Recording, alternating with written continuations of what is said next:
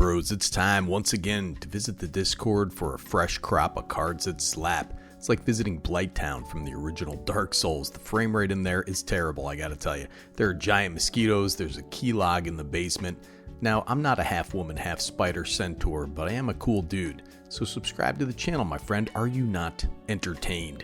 If you are, we have Patreon, we got memberships below on YouTube.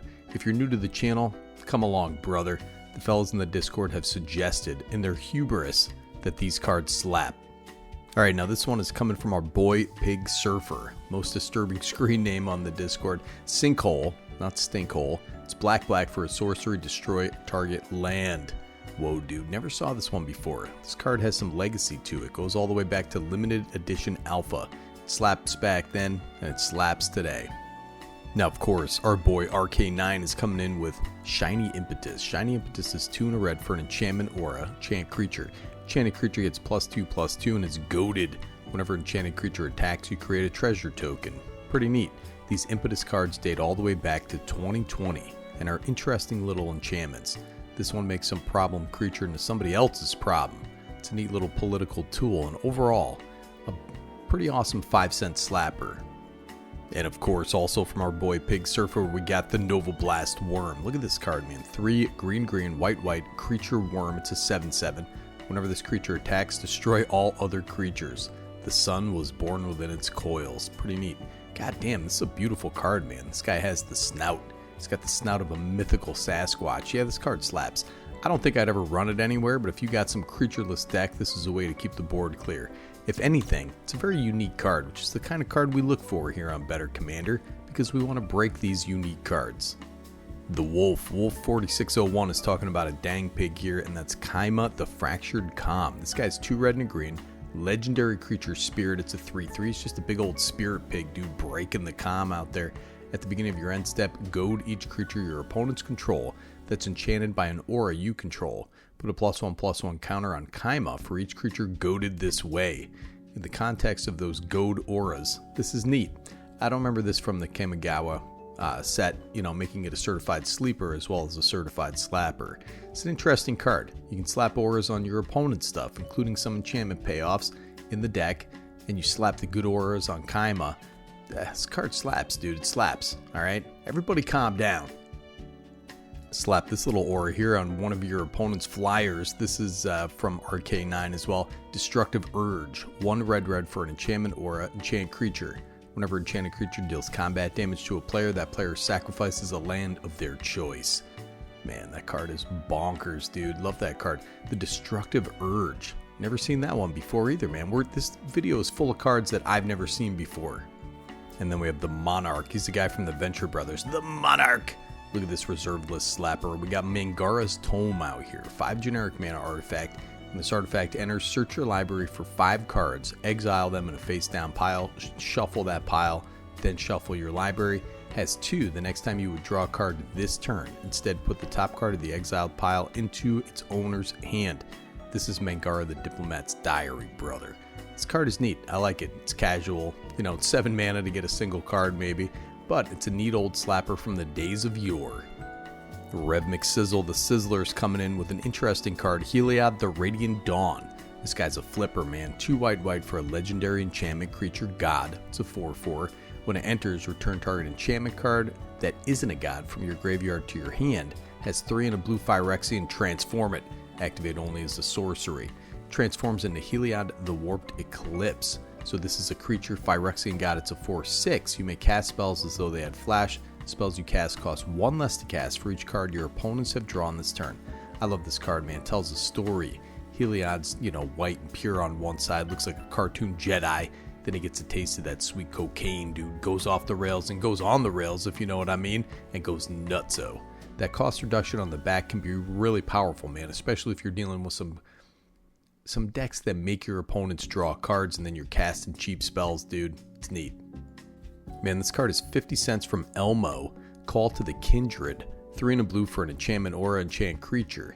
At the beginning of your upkeep, you may look at the top 5 cards of your library. If you do, you may put a creature card that shares a creature type with the enchanted creature from among them onto the battlefield. It said creature 4 times, dude. Then you put the rest of those cards on the bottom of your library in any order. I like this card a lot. You really need a tribal deck with enchantment synergies. It's really cool on a budget deck, man. This is what it looks like in my bathroom window when I try to get in my bath, dude. Just a bunch of looky-loos out the window, trying to catch a glimpse of this hot bod. Sterling Elite wants to talk about a $30 card from the recent Jumpstart, Tithe Extractor, 3 and a black. For a legendary creature, human rogue, it's a 3/3. Whenever you attack, target creature gains death touch until end of turn. Whenever one or more creatures you control deal combat damage to a player, create a treasure token. Then look at the top card of that player's library, exile it face down. You may cast that card for as long as it remains exiled. This is a sultry little slapper, dude. Interesting card.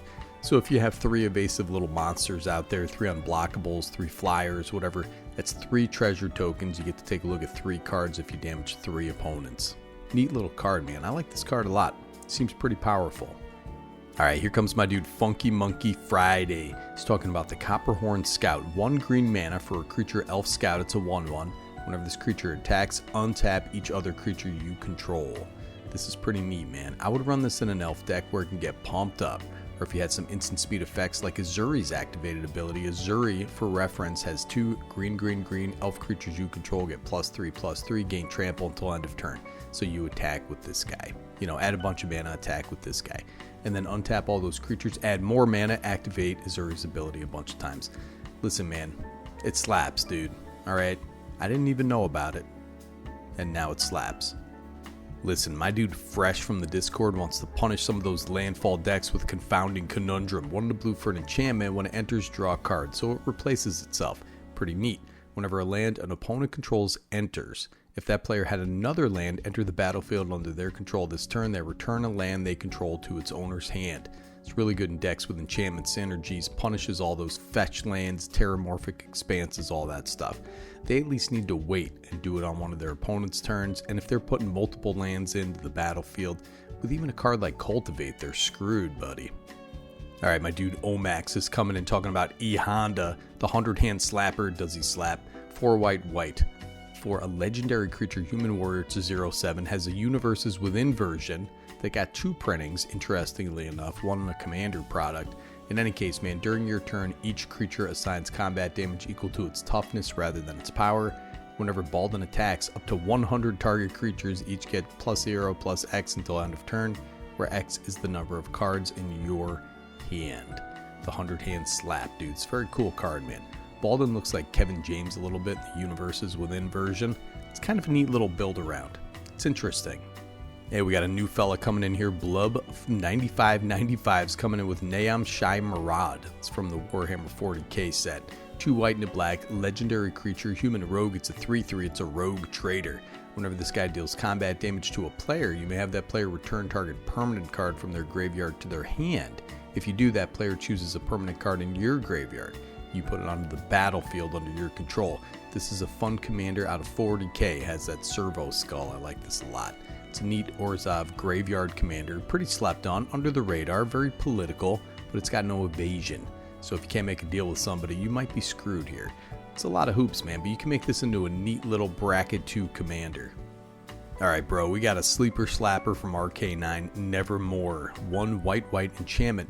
As this enchantment enters, choose a non-lane card name. Spells with the chosen name can't be cast. Look at that fella in the orb, brother. It's the orb of no cast.